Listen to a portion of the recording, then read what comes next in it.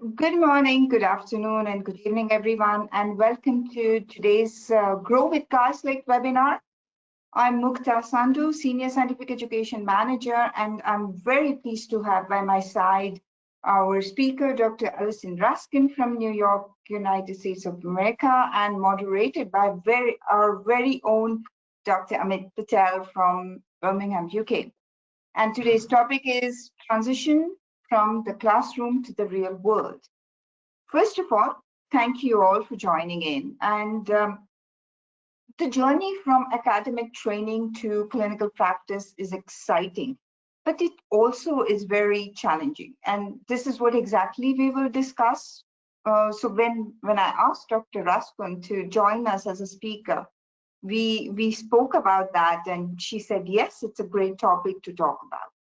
So today she will explore the key differences between being an associate and to owning the practice, and how to build a foundation for success with business acumen, patient-centered communication, and strategies for managing real-world clinical challenges like time pressure, like limited resources, and independent decision-making. So by the end of this session, our audience, I'm pretty sure about that, they will have a clearer understanding how to align with your career path with long-term goals, balance productivity with high quality care, and step into the practice with confidence.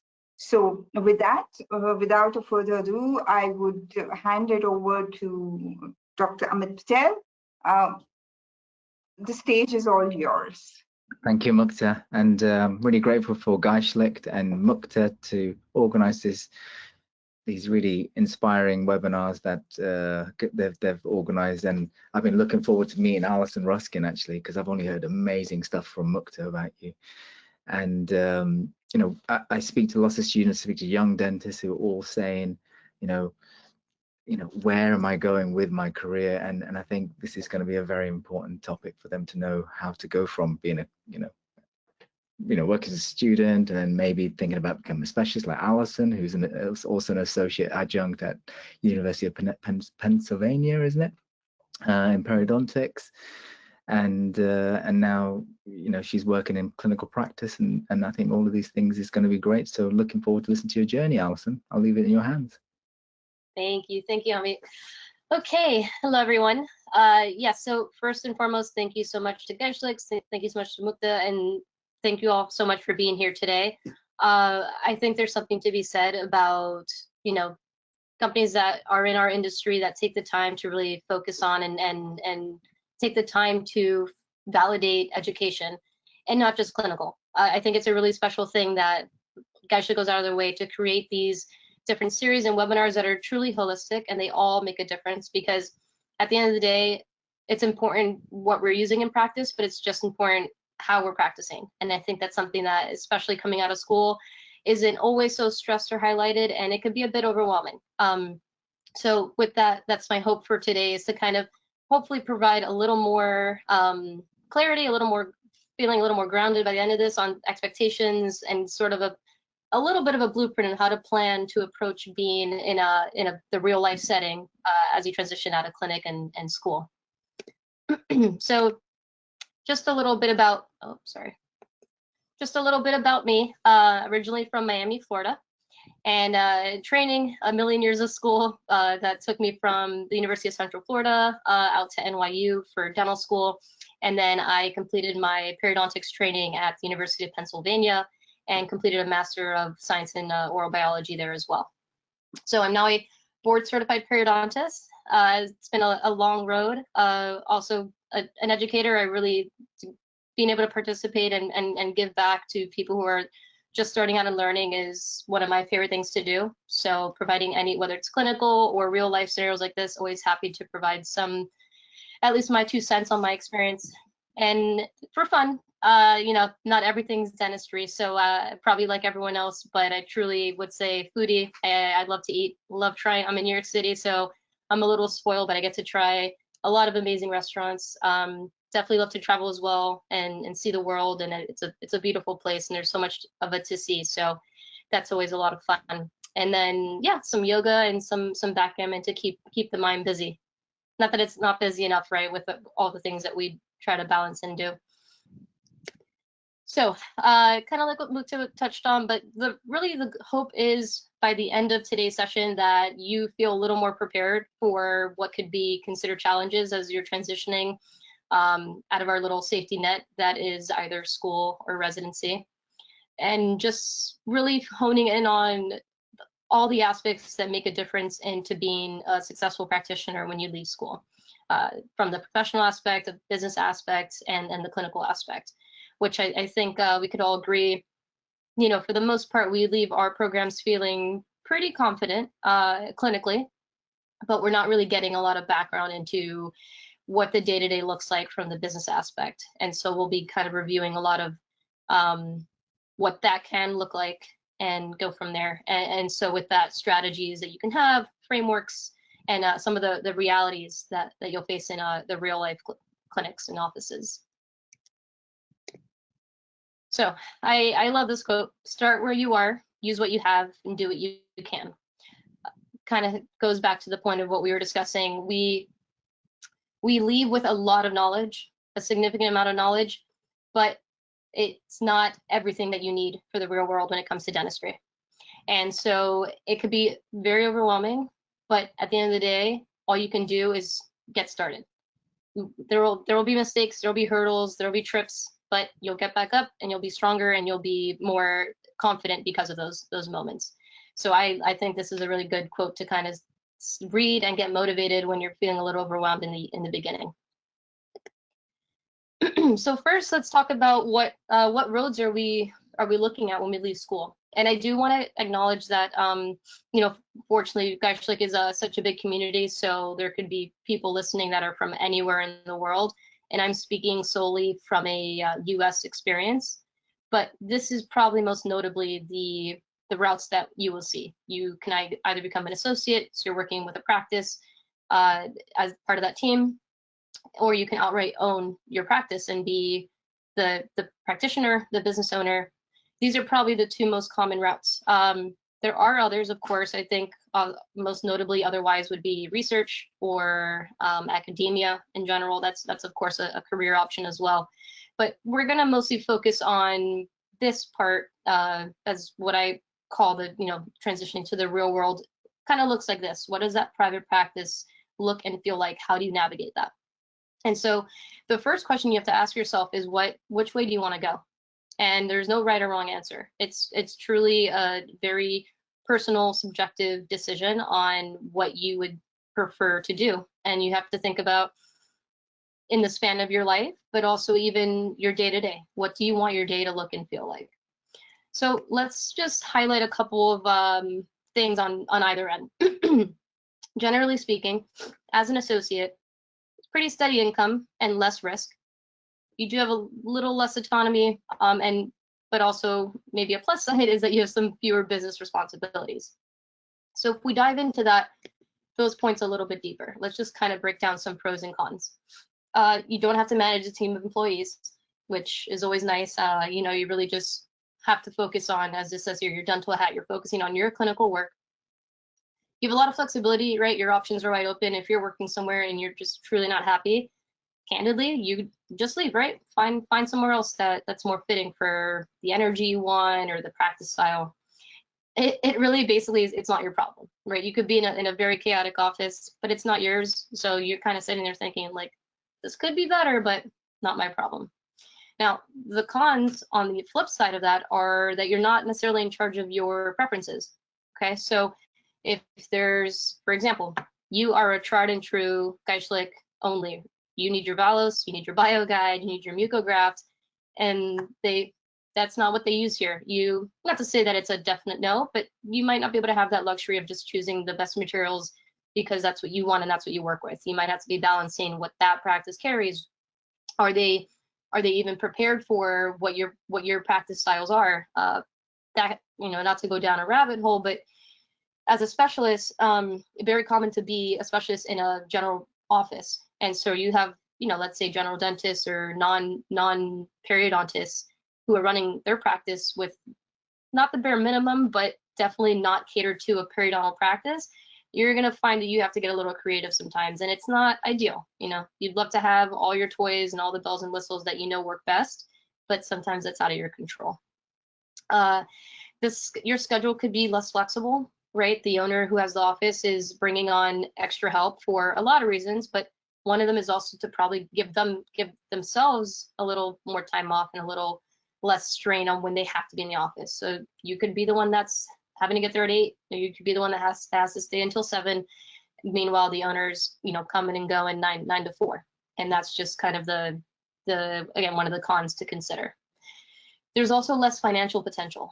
You know, for the most part, at least in the States, there could be a salary, but probably more often than not, you get what's called a per diem. So you kind of have a little set base to depend on, so to speak. So, you know, at the very least, this is what you can anticipate. And then after that, you're getting a percentage of what you're producing, and solely what you're producing. So you could have a large practice with 5 other people and hygiene and a bunch of things going on, but you're really only taking your small piece of that pie.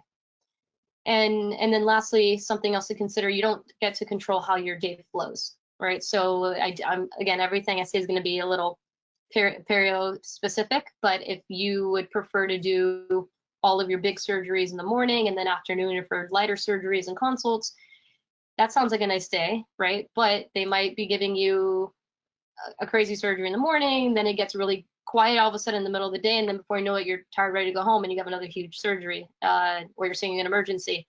Those are things that are just what you have to be ready to cope with.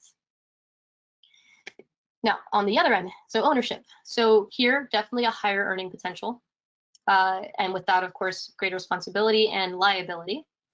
But you do get to have full autonomy in what your patient care looks like and the operations of the practice. So let's dive into this part as well. You're largely in charge of what everything looks and feels like, right? All of your day-to-day. You get to practice as you wish. So like now this is the other side of the coin as an owner. Now you're a Geistlich, through and through only. Guess what? You have endless supplies of mucograft and BioGuide and all the things that you want to use, like my cabinets look like in my practice. You get to practice, however much time you need for a procedure that you want, you get to do that. There's a lot more flexibility in your scheduling. And there's a little asterisk because at the same time, as they say, time is money. And so while yes, it's up to you if you want to work or not, especially when you're just starting out, you're going to want to work as much as you can. And especially if you're starting your own practice or acquiring a practice and trying to grow it. There's a huge time commitment involved with that, of course, like anything else, in order to make it work and make it thrive. And it's something else that I think is kind of fun and light, but your office could be a direct reflection of you, aesthetically, of course, right? So you can make it look however you want. I probably will say this a few times, but the energy that you want it to, I personally think that's a real thing and something that can really dictate what your practice feels and looks like on the day-to-day, is the energy that's created amongst what you bring to the table, what your team brings to the table, and then therefore what patients feel. The other side of it, so yeah, because of that, you're wearing a lot of hats, right? You're the dentist, you're the specialist, you're also the practice manager, you're the front desk sometimes, you're the assistant sometimes, you're ordering things, maybe you have to even clean the office. I mean, you're gonna get your hands dirty, and it's it's all for the big picture, of course, of being able to sort of make this be what you want it to be and grow it. So there's that to consider. There's a lot of responsibility that will fall on you because you're the one who is making the calls, and that's a good thing. But also, of course, there is some pressure to be mindful of. While there's greater financial potential, there's also greater financial risk and pressure. At the end of the day, you have this great, beautiful practice, everything you could ever want, the best team in the world. There's no patients in the chair, that there's still going to be bills to pay, right? There's still going to be a lot of your team to take care of. So that's something that you have to be able to sleep with every night, as well as making sure that you can make this work and that it's serving everyone. And so this last part I touched on as well, but two sides. It could be more flexible on your timing, but also less flexibility in your schedule, depending on where you're at in your career, how big your team is, that sort of thing. So once again, this kind of circles back to what I was saying. The secret of getting ahead is getting started. I think we all could maybe be a little guilty. I know I am for sure a bit guilty of being quite type A and wanting everything, right? T's crossed, I's dotted, just everything lined up the most ideal way, the quote unquote right way. To me, you know, one of the hardest parts is going to first be deciding what you want your future to look like. And it's not binding in the most literal sense. If you said, oh, I think I mostly resonate with being an associate, and do that, and you very well 5 years later could say, no, I'm ready to run my own show. And as crazy as it sounds, on the flip side, you could be like, nope, I want to do my own thing. I know exactly what I want to feel like. And then in 5 or 10 years, you can think, I'm exhausted. I'm going to try to sell this, and I'm going to take the back seat and let someone else have this headache. And there's no right or wrong. That's the beauty of, I think, of our profession. There's a lot of flexibility. I don't know that everyone gets to have that same lightness to it or peace of mind in a way, but the biggest thing is kind of having an idea of where you want to go and then just moving forward with that. So it's kind of went off on a tangent there, but the point is, once you have your idea, just start. There's going to be so many things that happen in between now and then. Try as hard as you may to have everything lined up perfectly, there's still going to be some hiccups and bumps in the road. And the best thing you can do is just get started and then just learn as you grow, have good mentors, friends, all the support that you would need, and just keep it moving. So, sorry, there we go. So how do we set ourselves up for success? On that note, what are things that you can control pretty well to try to do your best to have as few headaches as possible? Because you're not going to have any headaches, that's for sure, whichever way you go. But have a business acumen, and we'll dive into what does that mean. But regardless of role, I think that is so key because it's going to serve you no matter what seat you're sitting in. It's important to, of course, understand practice operations and the money and how do you market yourself and get people to come in. A really, really important point is going to be how you're building your relationships, right? The clinical exam, your clinical skill is great, but people care. You know, there's that phrase, people remember how you made them feel, right? Not what you did, or it's how you made them feel. Like that holds true in dentistry as well, for sure. And with that, of course, just having really strong skill set and really good communication and emotional intelligence. You know, read the room, know what the person needs. Everyone's a little bit different.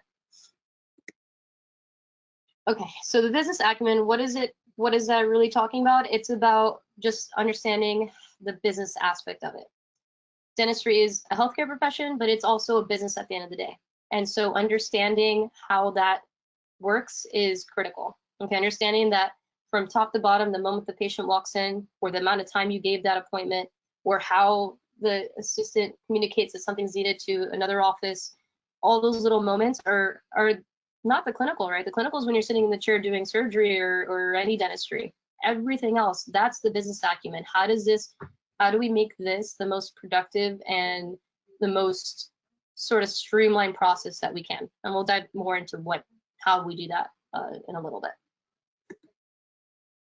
So really, think about when you have the right operations, then your practice should thrive. So this is kind of what I was touching on. You want to have that the scheduling makes sense and the patient flow makes sense. It can be something as simple as, you know, you have a consult and then someone's due to come in for post-op, but it's I don't know, Mrs. Smith, and Mrs. Smith is a chatty Cathy. So even having the team know your people, know your patients, to say, okay, well, actually, let's give her the post-op at the end of the day instead of the one right before the big surgery. Those little moments all add up, and they get that personal attention.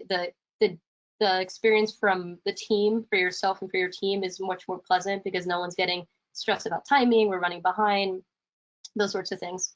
And so it all ties in together, and everyone knowing what their role is. And in my practice, I really stress this. I say that everyone has their hat, but everyone has to fit in the other's hat as well, right? So if for some reason an emergency comes up or something's wrong, even though my front desk normally doesn't have to really worry about it, they would know how to take a CT, for instance. Okay, well, so-and-so's out today, so jump in, take the CT. or this, that room, something wrong with this room, knowing how to kind of, streamline and troubleshoot something. It's about everyone being able to jump in and be flexible and nimble and kind of just help with the day flow. Finances, this is definitely its own lecture outright, but KPIs, which is basically a fancy way of talking about looking at the numbers, make it make sense, right? Money has to be spent, but the more you can limit your overhead costs, the better. We've all probably heard this a million times, and it makes sense, obviously, right? So be mindful, be strategic with where the money's going, your systems and how you're checking inventory, for example. Little things like if you're trying to do anything special for patient, I don't know, giveaways or some sort of benefits, that you're just really keeping track of how much you're actually spending and then what you're taking home at the end of the day. And there's a lot of, some people are very hands-on and they do it themselves. Some people feel that that's too overwhelming, and there's plenty of ways that, that you can hire, obviously, a really qualified office manager, or even outside groups and different sort of consultants to help with how to correctly navigate that part. And then there could be an in-between where you want to kind of learn and do a little bit, but also you feel more comfortable with someone else kind of actually overseeing that. So there's some wiggle room for the money part, which I know can sometimes be intimidating for a lot of people, but I think the key is just to have a good hold on how your business is performing, essentially. And then also, even probably more importantly, learning from that. Where is there room for improvement? What is something that was happening that didn't make sense? Stop doing it then, right? You're ordering, I don't know, gauze every 2 weeks. We don't need that much gauze. Okay, these little things will add up. And then reinvest wisely, right? So what's something you can put back into the practice to help benefit it? If you don't have digital technology, if you're getting a CT machine, you're getting an intraoral scanner, there's a lot of different things that can go and benefit the practice long term. And then marketing. Marketing's obviously very important. Building a brand, online presence. In our day and age, social media is everything. That's how we get all of our information. And so how you present yourself and how you want everything to look and feel, this is all what you're building. As a specialist, referrals are 90% of the practice, right? Most people don't voluntarily want to run in to see me and say, hey, I want a gum graft, unfortunately, right? They're not that excited to see me for it, but how'd they get to me? So more often than not, right? It's someone that sent them our way. And so you want to build that trust, build that loyalty with your referrals, with good communication, and just making sure that you're taking care of their people, you're letting them know what's going on, you're giving the patients a great experience, you're making everything as easy as possible for that person who sent the patient to you, for the patient to come back happy, because that's a reflection of them as well. And then this kind of ties into social media, but using digital platforms and different sort of outreaches, right? So something that came to mind for me when I was kind of putting this together, that what's not social media based and still digital kind of, maybe your communities have certain like newsletters, for instance. Like here in New York, there's this thing called the Tribeca Citizen, and it's a weekly newsletter that goes out, but they're very helpful in promoting local businesses. So if you wanted to give a little blurb, or if something, if your practice just opened, they'll do things like that to kind of start to promote that you're in the neighborhood, and that really helps start to spin word of mouth as well. Okay, so what else? So going beyond the clinical exam, patients are going to care a lot about you obviously doing a good job. This is, I've been saying a lot about how the clinical is just one piece of it. I'm definitely not saying that you don't have to be great. You should be an excellent clinician with whatever you're doing. Don't, do good ethical work, but also promote how much you care about what you do, right? So for instance, if patients that are so curious, there's something to be said that they're, they're coming to see me for some sort of gingival augmentation, and here I have literally a video on all the things that I consider before I even make a decision, the materials I use, why I use them, the technique I use, my follow-ups, these little moments of what you create for what the patient sort of sees and feels, it stays with them. A patient sees that you're involved in such a way, you're an educator, you're not just kind of in and out next patient, that says a lot to them about what they can expect in terms of the experience they're going to have and how much they can trust you, because they're with someone who loves what they do. And I truly believe in that. You can feel when someone loves what they do and they're passionate about it, you have pretty much automatic total trust, in my opinion. And so having something like this in the office, maybe not this video exactly, because some people are a little, so you can ask, oh, how do you feel about blood? If you're curious about what we're doing, I have a video. This one is probably not the go-to, but for instance, there's another video that I have of talking about Valos, and that's just a conversation with the camera. So that's easier for patients who don't care to see any bloody pictures, but they still, again, the point is there. Wow, she really knows about this material. She took her time to go out there and understand and see how the banks work, and I can trust that she is using something that she would use on herself. All those points matter. All right, so what else can we do? This is all kind of starting to come full circle, right? But patient trust, if you have your patient's trust, your case acceptance should be 100%. Okay, the biggest limiting factor in New York, and I'm sure everywhere else, is always going to be finances, right? But if we could take the money out of it, you're rarely gonna have a patient say no to you if they trust you. If they realize that what you're doing is truly to help them, and that you're gonna do it the right way, and you're gonna do it the best way possible, and with only evidence-based decisions, with truly a full understanding of what's necessary and how to do it right. The emotional intelligence that all goes into building these long-term relationships. So you sit with your patient, and that consult, that first time you're meeting them, that's critical. That's your time to bond. That's your time to talk about anything but dentistry. That's your time to understand what they need, what they want, and just make it clear to them that you're there to help and take care of them, and be either their dental guardian, not to be so dramatic, but you're there to make sure that they only get what they need and the best of it. And I kind of already touched on this, but yeah, the evidence-based care with the patient values. So just to tell someone that you do something because like, oh, this is what I like. Fine, maybe it's, especially experience. I know experience is very valuable, and if you've been doing it for 100 years, great. But a lot of us are just coming out of school, so as the new kid on the block, it's like, okay, well, what do you know? So when you can support a lot of your clinical decisions with literature and studies, and you kind of always go back, and I say this phrase, I don't know, 10 times a day, based on literature, based on what we know from the research, that's how I practice. I'm doing this because it's reproducible, I'm doing this because it's a tried and true, and this is what we can expect. So I think that goes a long way too for patients to understand that you're always approaching the treatment or your care, your recommendations from an educated standpoint. And then some interpersonal skills. So we were kind of touching on this a little bit, but systems. I mean, that to me is like one of the most critical pieces that can't be stressed enough.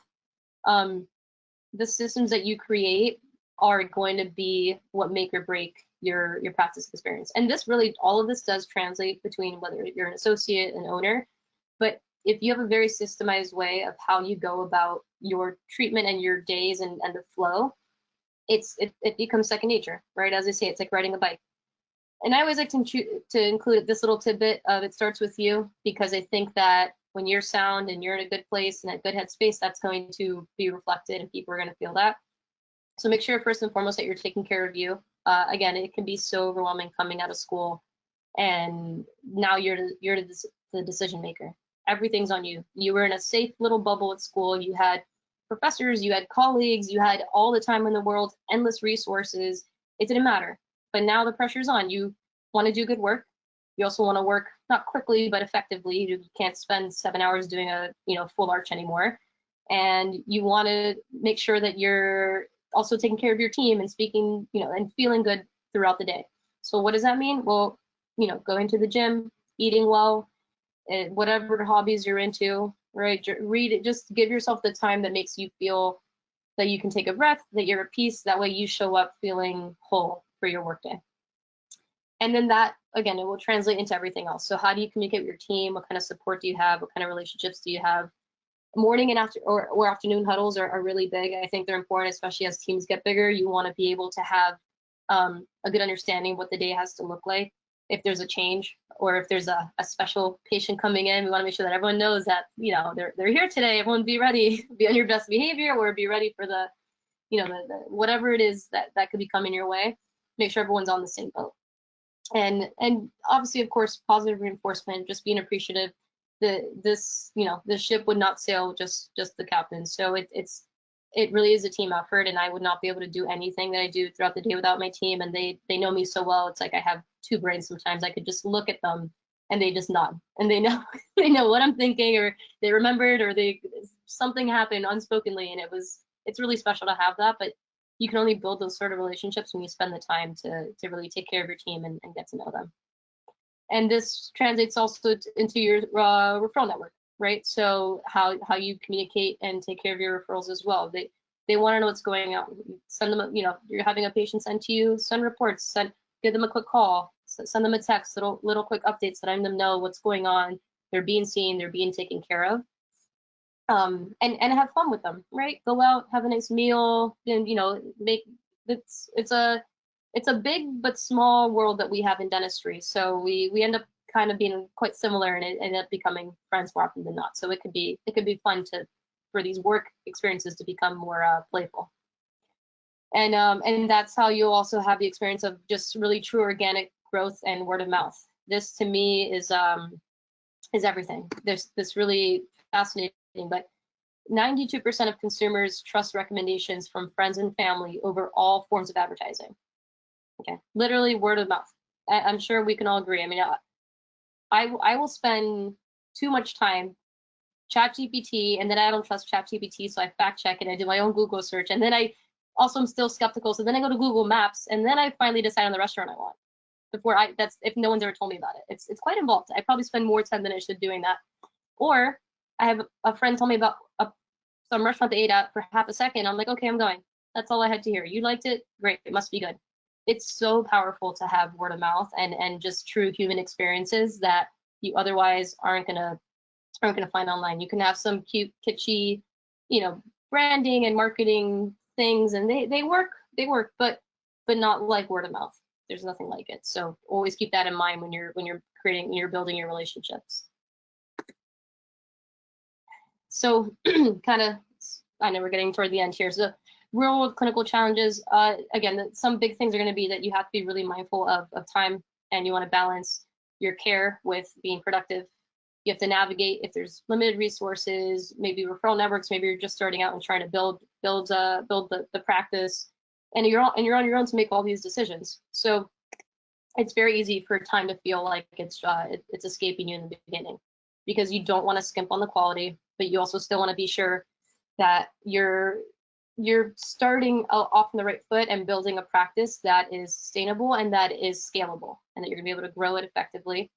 And timing is probably the biggest piece of this, because you're left to make, again, all the decisions. You're left to navigate what you do or don't have to work with. And this is coming right out of school. So it's a lot of pressure, but you have to trust yourself, trust that you are extremely talented. You're an extremely talented clinician, and everything else can be learned when it comes to the business aspect of things.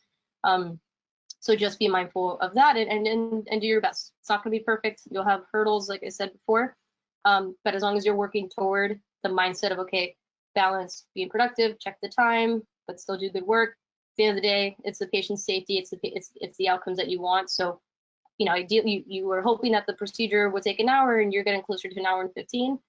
Fine, take the extra 15 minutes to do it right. Do not rush, but just keep it in mind for the next time. So basically, a couple last things here, but for when it comes to the independent decision making, again, you had a safety net, but don't feel like you're totally alone once you get on the real world. All right, you have your peers, you have mentorship. No one's going anywhere. We have, thank God, in this day and age, we have access to people 24/7 through social media. We have our phones on us, like they're basically glued to our hands these days. Call whenever you need to call someone. Ask for help. Don't be shy.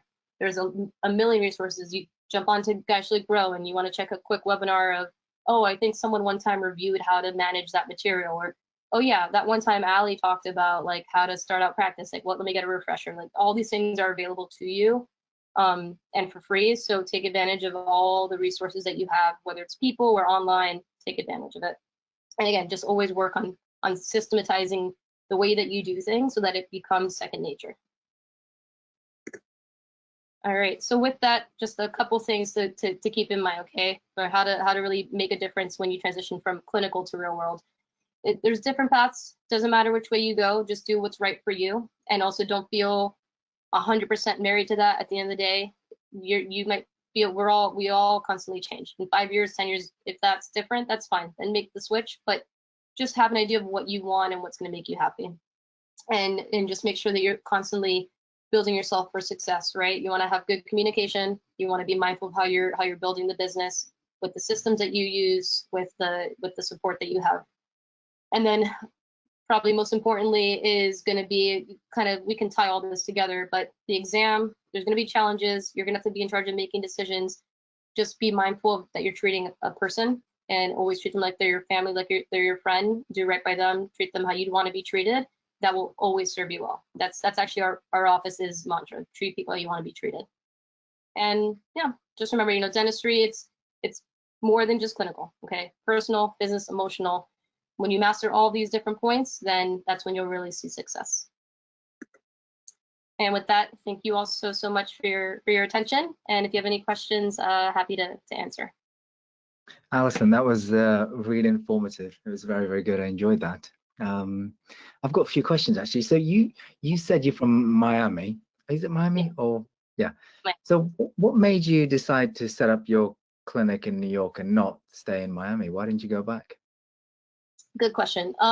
So I was at NYU for dental school, and then when I left to go to residency in Philly, within a month I was missing New York too much, and I kind of knew. I was like, it's nice that, you know, my family's still in Miami, so I can go visit when I get an itch, but there's something about New York City that to me is the. So your mother and father were like, don't, you know, come back home, and you just ignored them. Yeah, no, they get it. They, if anything, when they come visit, they're like, oh, okay, fine, I understand.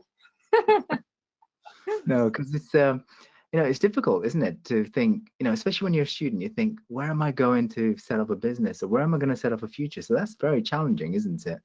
Absolutely. And I mean, that decision was obviously made because you still have a network of friends from university still in New York, I assume. That definitely helped as well. Yeah. Yeah. And so what the other question is, why did you become a specialist then? Because you could have been a general dentist, right? And you would have been in the same situation now. Maybe. You know, it's funny. To be honest, I didn't even know what a periodontist was myself until I was in college. Most people don't. I think 9 out of 10 people I meet, what do you do? I'm like, should I say dentist if I don't? When I don't feel like talking, I say I'm a dentist. When I want to, I say I'm a librarian. I tell everyone. When I say periodontist, everyone's like, huh? But I think I figured, even getting into dental school, I knew I think I was pretty sure I wanted to specialize generally, because I like the idea of just kind of having like one niche and really just kind of trying to master that, because dentistry is so broad, there's so many things to do. But then in dental school, when I had my perio rotation, I saw all the crazy surgeries they were doing. I fell in love. I thought it was like watching art. It was really amazing. That's pretty cool. Yeah, that is really cool, because I mean, if you were trained in the UK, you'd be going, there's not much surgery going on here. So you would have been put off quite quickly. But yeah, I know you've heard every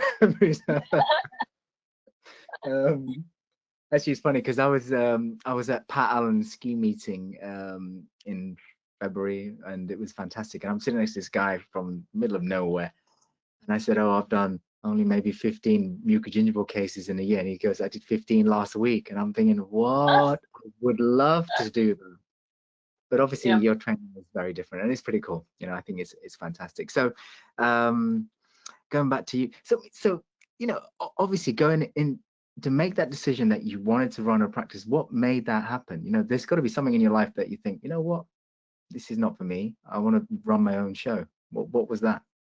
You know, it was interesting because I think I always knew I wanted to have my own practice at some point. I did not think it would happen right out of school.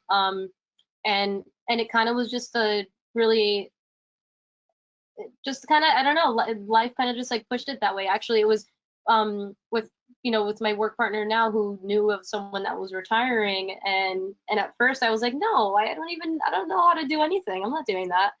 And then it came up again, and I said no a second time. I was like, no, I think that's too soon for me. And then a third time, and at that point I had spent so much time, I guess, thinking and weighing pros and cons and all the different factors, and I was like, you know what, I know I want to do this eventually. Like, what's a couple years of experience going to change? Probably not much. It's you're never 100% ready to do it. You just kind of just decided to do it and you just go with it. So that's because it is scary. I mean, even every day you rock up and it is still scary thinking what's going to happen today, you know, but you've still got to captain the ship, don't you? Exactly. Yep.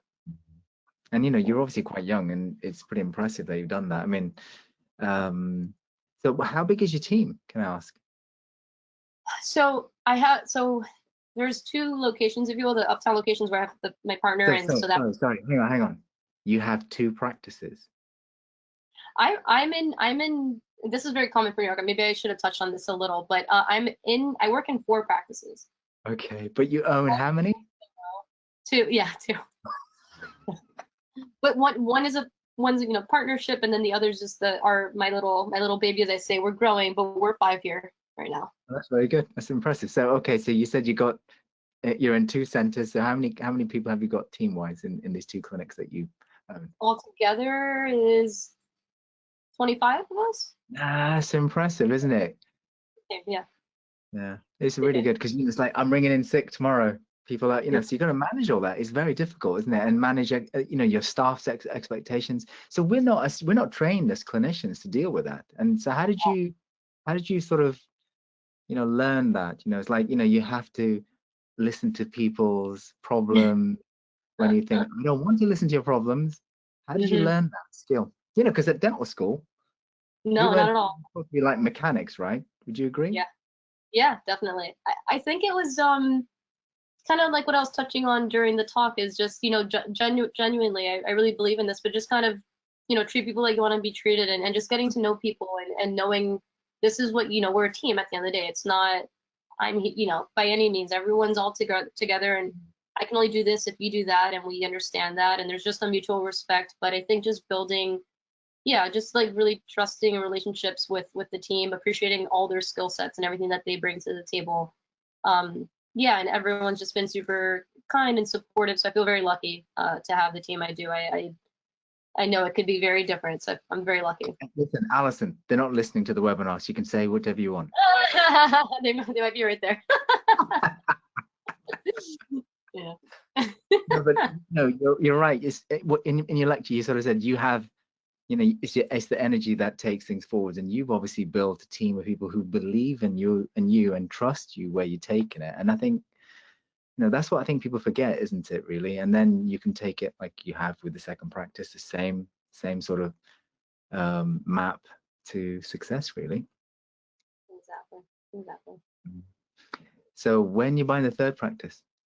We'll pump the brakes for a little while now. That's a secret. That's a secret. We can't say anything because there's a non-disclosure there, right? But so okay, going back to the presentation. I mean, essentially, a good question that someone's just asked is, going back to dental school, what is it that you thought you might have needed to apply within the clinic that you never would have done? You know what I mean? Does that make sense? General dentistry. No, okay. That's a good question. That's a good answer. It's true. Patients say, "Can you do my filling?" I haven't done a filling in 20 years. That was funny because I actually was doing a case the other day, and I was doing a canine exposure, and it had been not too long, but it had been a little while, and I was like, wait, etch, bond. I was like, what are those things again? What do they look like? Where's that bottle? No. I mean, it's really bad. I'm a lot older than you, and I'm a terrible dentist, right? I can just clean teeth, maybe do the odd implant and stuff, but I can't do any dentistry. And I get, like about 20 years ago, patients said, "Do the veneer for me," and I had to YouTube it because I haven't done a veneer in years, and there was an implant next to the central, and obviously it's the most easiest. But I was terrified of prepping a already veneered tooth. And I was thinking, this is just rubbish, but it's impressive, isn't it, how we've de-skilled ourselves so much, but then we can do some bits well. You definitely exactly. Yeah, but it's cool. Yeah, no, I love what we do, but it to your point, I mean, maybe we could all do any of it, but there's a reason why there's specialties or why people choose pockets, because to be an expert at it and master it, that's what people want. You know, they want good dentistry, they want good care, and you know, not that it's impossible to do all of it, but it's something to be said when you dedicate your time and energy to learning these things only.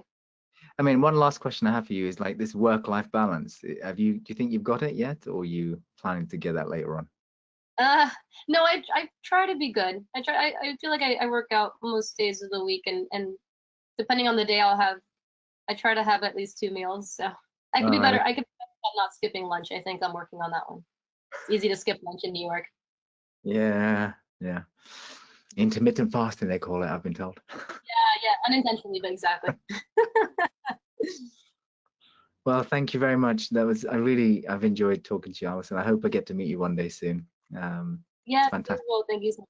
Me as well. And I'm sure you're going to inspire a lot of young people out there to go down the path that you have. That's fantastic. So yeah, no, I'm here for anything at all. I included my cell phone and my Instagram and email. So however I could help anyone, please don't ever be shy. I'm always here. Don't say that. You're going to get harassed. I hate to be the villain in this conversation, because two periodontists talking like this, it's amazing to listen to both of you, and a really very nice interactive session. Thank you very much. As we wrap up, I would like to thank all of you for joining this webinar, you know, transition from the classroom to the real world. And Dr. Rascon, you highlighted really the key differences between the associate role and the ownership, and you know, how is the importance of developing the business communication skills, and also, you know, some practical strategies for navigating the challenges and the real world practice, really.